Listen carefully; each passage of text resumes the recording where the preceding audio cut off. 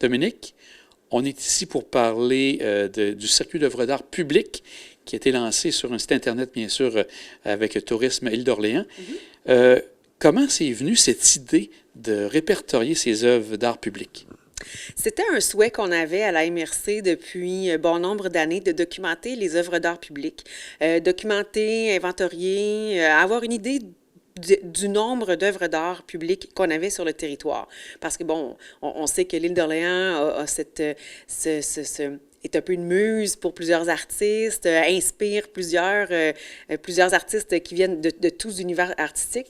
Mais on avait le souhait de savoir combien il y en a vraiment sur le territoire et elles sont où exactement. Donc, en 2021, on a décidé de passer à l'attaque et on a mandaté une consultante qui, elle, a fait un très grand travail d'inventaire pour justement avoir une idée du nombre d'œuvres qu'on avait sur le territoire, elles étaient où et plusieurs informations. Alors c'est ça. On a rapidement trouvé que de son premier travail, on avait 49 œuvres qui étaient sur le territoire. Elle a travaillé très, très fort. Elle s'appelle Sylvie Delorme, voilà, pour la nommer. Donc, Sylvie a fait un premier travail auprès des municipalités. Elle a également contacté les organismes du territoire, tous les OBNL confondus, des entreprises touristiques aussi. On a fait un appel auprès du Journal autour de l'île, un appel à tous pour savoir si certains avaient des œuvres d'art public.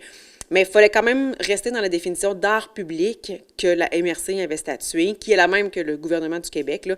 Donc, c'est une œuvre d'art qui est accessible en tout temps. Donc ça, c'était important. Ça ne peut pas être sur un terrain privé parce que justement, le terrain, il est privé. Si vous avez une œuvre d'art chez vous, elle vous appartient, c'est merveilleux, mais elle n'est pas publique parce que ce n'est pas un terrain public. Donc, il y a des gens, on pourrait même monter le nombre d'œuvres d'art parce que, comme vous dites, le privé n'a même pas été touché là-dessus. Donc, éventuellement, est-ce qu'il y aurait une ouverture de ce côté-là pour peut-être demander aux gens qui sont dans le privé d'avoir accès à ces œuvres-là? Bien, comme c'est des terrains privés, c'est vraiment très délicat. Là. C'est quelque chose sur lequel ça peut être intéressant de savoir le nombre d'œuvres d'art qui sont là, mais en art public, ça, on se concentre vraiment aux terrains qui sont publics, terrains d'OBNL, terrains d'entreprises, qui sont destinés à accueillir, qui peuvent recevoir des visiteurs fréquemment en toute saison, évidemment si l'œuvre est disponible, bien sûr.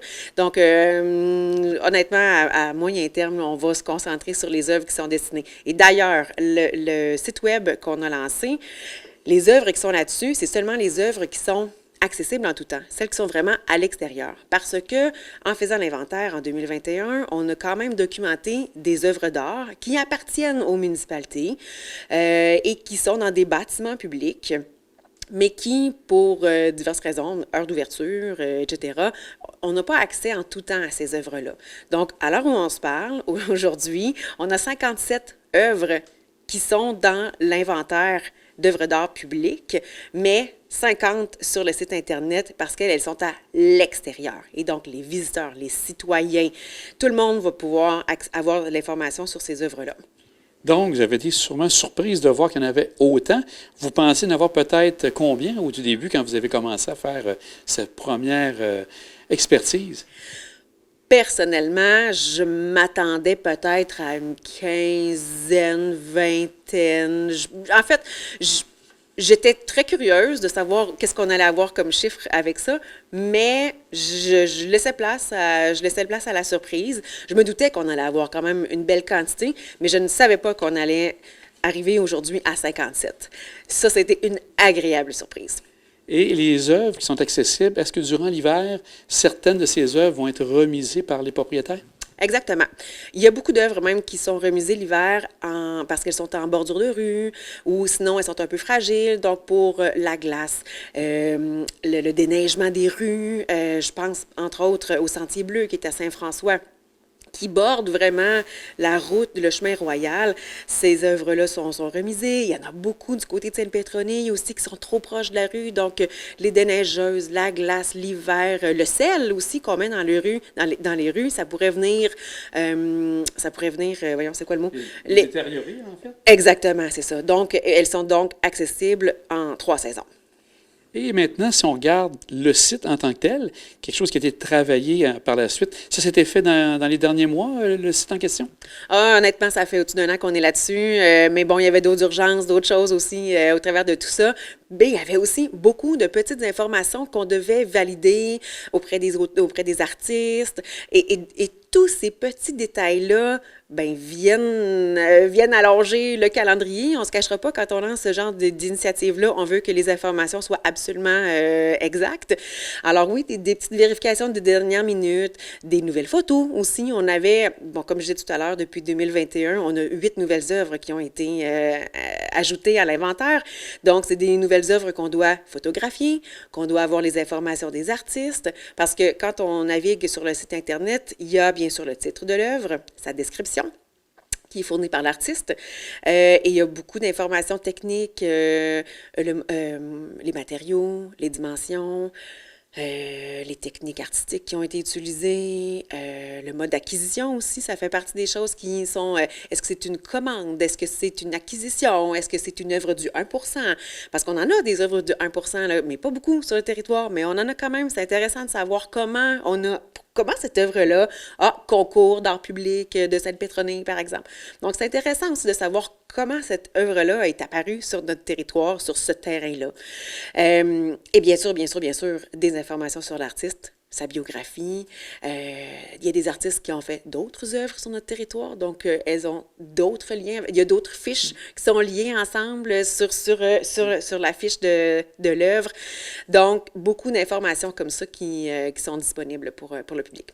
Donc, un travail vraiment d'inventaire très complet. Est-ce qu'il pourrait certains éléments que vous souhaitez compléter ou on peut dire que pas mal tout est dans les informations que vous avez sur le site? Comment je pourrais dire? C'est en action, c'est en ébullition. Il va toujours avoir du nouveau, effectivement. Je ne serais pas surprise que dans les prochaines semaines, des artistes qui ont collaboré, qui ont des œuvres dans l'inventaire et qui n'habitent peut-être plus l'île, je ne serais pas surprise d'avoir des petites précisions qui nous arrivent, des compléments d'information que les artistes ont envie de nous partager. Pourquoi pas des anecdotes? Moi, j'adorerais, pour vrai, avoir encore plus d'informations sur les œuvres. Dans quel contexte? C'était quoi la réflexion que l'artiste avait au moment de produire cette œuvre d'art-là? Alors oui, j'aimerais ça, pouvoir continuer à documenter chacune des œuvres qui sont là, premièrement. Et deuxièmement, il va en avoir d'autres œuvres. Là, maintenant, quand on prend le mode carte, qu'on voit plus bas, quand on voit le mode carte, on voit qu'il y a des secteurs du territoire où il y en a beaucoup des œuvres et d'autres où il y en a un petit peu moins. Peut-être que les zones, les municipalités où il y a moins d'œuvres pourraient accueillir d'autres œuvres dans les prochaines années. On les invite bien sûr à embellir le paysage pour les citoyens, puis pour les visiteurs aussi toujours, avec l'implantation d'œuvres d'art public. Mais donc, des nouvelles œuvres, ça pourrait aussi bien sûr faire partie des ajouts de l'inventaire. Donc, on le laisse vivre comme ça, c'est dynamique, c'est en mouvement. Alors, on va regarder ça aller dans les prochaines années. Et comme vous dites tout à l'heure, il y avait la possibilité d'y aller soit par la carte ou directement avec les œuvres. Donc, les gens ont ce choix de pouvoir bien voir où sont situées les œuvres. Oui, c'est important pour nous que les gens puissent se localiser. Par exemple, si on habite Saint-Laurent et puis qu'on passe devant une œuvre régulièrement, bien, on peut aller se localiser. On connaît pas toujours les titres des œuvres. Puis des fois, le titre, il est pas facile d'accès. Des fois, il y a des plaquettes qui sont tout près. On est capable d'avoir l'information, mais des fois, l'information est un peu plus difficile. Ou sinon, on a le titre, mais on n'a pas plus d'informations sur l'œuvre en question. Alors là, on peut se géolocaliser sur le site web en mode carte. Et donc, on peut voir à portée, pas très loin de chez nous, tiens, il y a ces œuvres-là, donc on peut se documenter. Ou encore, on se déplace dans telle municipalité, qu'est-ce qu'on a comme œuvre d'art à aller visiter. Ou sinon, on est passé devant quelque chose, on retourne sur la carte. Bref, en tout cas, il y a plein d'options, mais c'était important pour nous d'avoir les deux options, le volet titre, mais aussi le volet par village, puis en carte. Je regarde, j'ai une question du côté aussi de voir les liens que vous pouvez faire avec tous les outils que vous avez. Est-ce qu'il y a un lien avec le projet des constellations où on retrouvait différentes informations? Est-ce que ça, de ce côté-là, c'est quelque chose que vous avez travaillé ou que vous songez peut-être travailler? Ah oui, on a songé ajouter l'inventaire à l'application, absolument. C'était même au départ l'idée de départ d'aller bonifier l'application, mais ce projet-là, il était trop lourd ou il y avait comme un dosage d'informations là, pour pas perdre l'utilisateur de l'application là, dans son utilisation. Donc, c'est pour ça qu'on a trouvé un autre canal, un autre médium pour pouvoir présenter l'inventaire, mais qui est quand même sur la plateforme tourisme. Alors, il y a quand même, non, c'est pas sur l'application, mais on est quand même dans l'application web pas l'application, pardon, mais dans le site web de Tourisme Île d'Orléans. Et on ne se cachera pas, c'est aussi une plateforme qui est récente, que la MRC a fait faire il y a 2-3 ans, pas plus. Donc, la proposition, la facture visuelle correspondait parfaitement à ce qu'on avait comme idée là, pour présenter les œuvres. Donc, il y avait vraiment des beaux chemins qu'on était capable de faire. On ne repartait pas de nulle part, finalement. On n'avait pas besoin de réinventer la roue pour présenter les fiches. On avait déjà une coquille qui allait être transformable facilement, donc en temps puis en coût aussi. On ne se cachera pas qu'à 50 fiches, il nous fallait une option qui allait être facilement utilisable. Puis en même temps, je crois que vous ne voulez pas non plus noyer d'informations le touriste qui arrive ici ou même les résidents, parce que ça fait quand même beaucoup d'informations, mais au moins les gens ont un endroit pour aller chercher l'information qu'ils désirent. Oui, effectivement. Puis pas le géoréférencement, mais le référencement web est très bien fait aussi. Les artistes peuvent se chercher eux-mêmes sur Google et puis trouver leur fiche de l'œuvre assez rapidement. Donc ça aussi, c'est vraiment un atout. Parce que l'idée était là aussi, oui, documenter les œuvres d'art pour l'île, pour nous autres, pour même dans un souhait d'aménagement de territoire. Mais l'idée était aussi pour les artistes d'avoir une autre façon de faire connaître leur discipline, leur travail, pardon, c'est surtout leur travail qu'on souhaitait faire, mettre en lumière, exactement, mettre en valeur. Donc ça, de ce côté-là, pour nous, c'est mission accomplie, justement, là, c'est des deux côtés, on a atteint quelque chose.